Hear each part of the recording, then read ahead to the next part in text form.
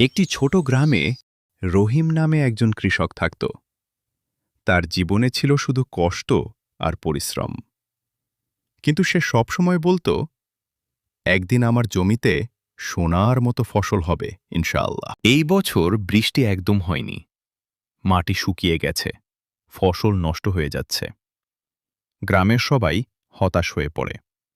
জমিদার করিম এসে বলে, যারা খাজনা দিতে পারবে না তাদের জমি আমি নিয়ে নিব। রহিম চিন্তায় পড়ে যায়।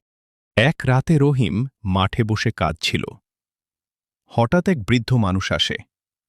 বৃদ্ধ, তুমি এত কাঁদছ কেন?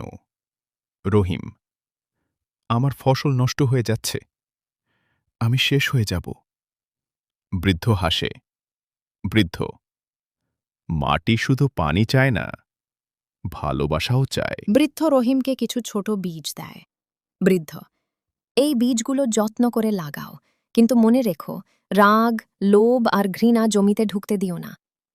রহিম বীজ লাগায়। পরের দিন সকালে ধীরে ধীরে অদ্ভুত ঘটনা ঘটে। গাছ দ্রুত বড় হতে থাকে। হালকা বৃষ্টি শুরু হয়। সূর্যের আলো আরও সুন্দর লাগে। গ্রাম অবাক হয়ে যায়। তারপর জমিদার জমির দিকে যায়। করিম জমিদার এটা দেখে লোভী হয়ে যায়। করিম, এই জমি আমার চাই। সে লোক পাঠিয়ে ফসল নষ্ট করার চেষ্টা করে, কিন্তু অদ্ভুতভাবে ফসল আরও বেড়ে যায়। বৃদ্ধ আবার আসে।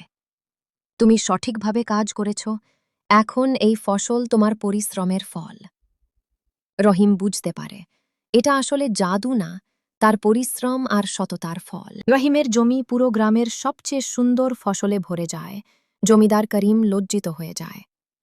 রহিম বলে, লোভ দিয়ে জমি হয় না, ভালোবাসা।